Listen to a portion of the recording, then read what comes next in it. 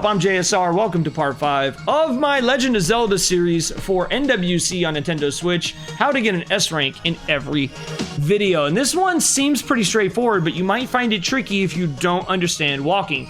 Before I even get started on showing you how I do this, I'm going to show you what happens if you try to screen scroll. Screen scrolls are glitches we use in the speedrun. Unfortunately, if you screen scroll here, the game doesn't like that. You have to walk.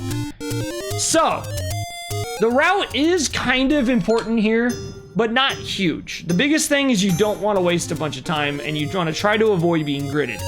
I like to go right here and sword this octo, walk through, and then just try your best. Yeah, I went 1/2 tile too low. Basically, what you're really just trying to do is minimize the amount of time that you're moving. I got hit there, so this is going to be interesting. You buffer up right here. I'll explain why in a moment. Then buffer right here, just like we did with the wooden sword, upright, and then bam, easy. Even with getting bopped, that was still an S. Let me explain this a little bit slower, what just happened, so you understand. This is probably the first one that's going to take people a few tries if they're not comfortable with walking. Right here, you want to go down a little bit, but just enough so that when you turn right, Link doesn't try to walk into the side of the bush. If you go too low, he's going to lose that extra 1/2 tile and walk right here. But you can walk here.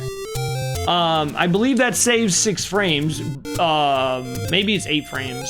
I don't remember for sure. But every time you walk an extra little bit, you're going to have to walk back up. So you want to avoid that as much as possible. Even here, when I did it, it messed up the pattern. You want to walk here. Then come up and walk here. And then you should be able to have a relatively clean walk here if you get lucky. Then, right here, what you want to do is as soon as you pass the cliff, not this one, but this one, you want to buffer up and right. Right here.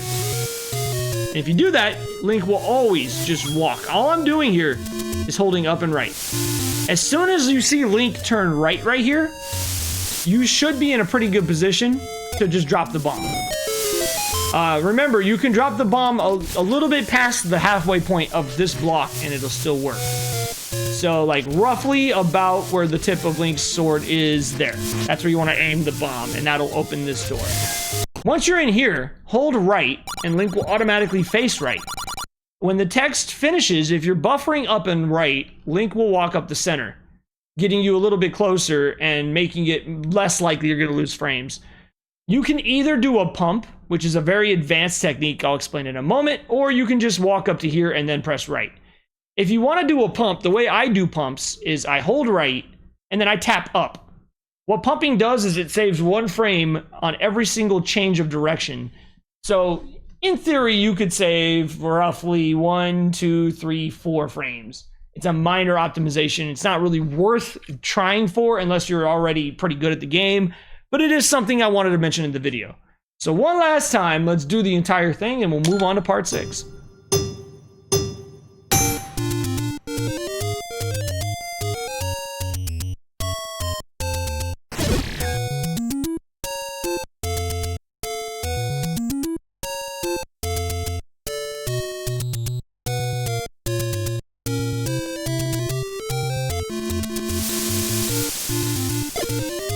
Oh, this might be a PB.